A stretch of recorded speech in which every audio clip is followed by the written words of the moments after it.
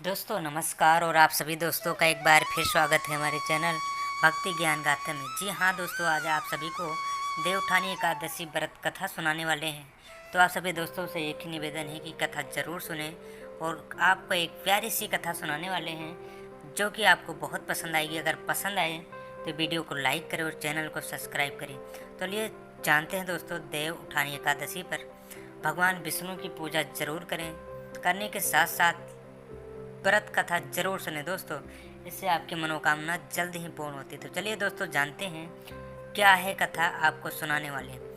कार्तिक माह भगवान विष्णु को सबसे प्रिय महीना है।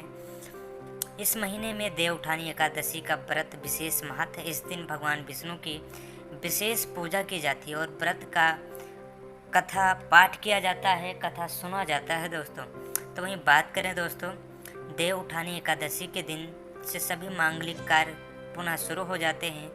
हिंदू शास्त्रों में भी इस दिन बहुत ही महत्वपूर्ण बताया गया है। इस दिन भगवान विष्णु की विशेष पूजा के साथ साथ व्रत का पाठ भी किया जाता है। तो चलिए दोस्तों जानते हैं आपको, जिसका पाठ करने से व्रत सफल हो जाता है और आपको ये कथा पूरी जरूर सुननी चाहिए दोस्तों। तो ये बात करें दोस्तों, पुराने काल में एक राजा के राज्य में सभी लोग एकादशी का व्रत किया करते थे। इस दिन राज्य के किसी भी व्यक्ति को नहीं दिया जाता था। एक रोज दूसरे नगर से एक व्यक्ति नौकरी मांगने के लिए राजा के दरबार में आया और उसने राजा से नौकरी की प्रार्थना की। उसकी बात सुनकर राजा ने कहा, मैं नौकरी तो तुम्हें दे दूंगा, लेकिन एकादशी के दिन तुम्हें अन्न नहीं दिया जाएगा। यह बात सुनकर नौकर खुशी से झूमने लगा और हंसी खुशी उसने शर्त मान ली। लेकिन जब एकादशी का व्रत का समय आया, राजा के सभी लोगों ने व्रत रखा, लेकिन वह नौकर राजा के पास अन्न मांगने के लिए आया। राजा ने उसे फलहार का सामान दिया, लेकिन वह गिड़गिड़ा के इससे उसकी भूख नहीं मिटेगी और वह भूखा ही मर जाएगा। राजा ने उसे अपनी शर्त दोहराई। वह व्यक्ति बोला कि उसके लिए अन्न बहुत ही जरूरी है। राजा ने उसकी दशा देखकर उसे भोजन के लिए आटा, दाल, चावल दे दिया। वह नियमित रूप से एक नदी के किनारे गया और उसने भोजन पकाया। भोजन पकाने के बाद उसने भगवान को निमंत्रण दिया और कहा, हे भगवान, अपना भोजन कर लीजिए। भक्त की पुकार सुन भगवान भी प्रकट हो जाते हैं। अपने भक्त की पुकार सुन भगवान विष्णु चतुर्भुज रूप में प्रकट हुए और भोजन करने लगे। भोजन के बाद वैकुंठ लोक चले गए। इसके बाद वह नौकर अपने ही काम पर चला गया। जब दूसरे मास में एकादशी तिथि आई, तब वह नौकर ने राजा से दोगुना अनाज मांगा।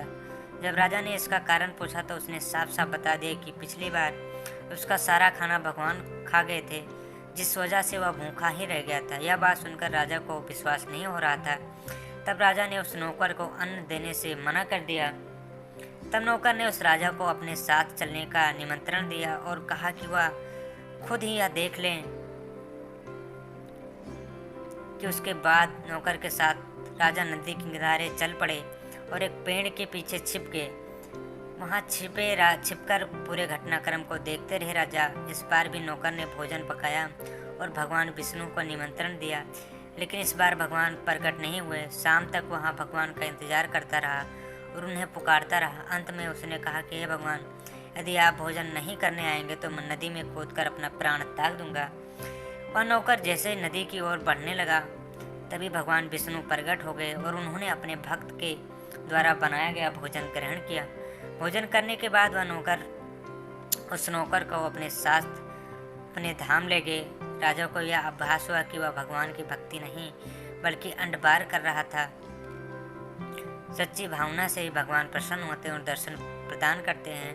तब से राजा भी सच्चे मन से एकादशी का व्रत करने लगा और अंत में उसे स्वर्ग की प्राप्ति हुई। दोस्तों कथा कैसी लगी दोस्तों, कमेंट में ज़रूर बताएं और अब वीडियो अच्छा लगा तो लाइक करें।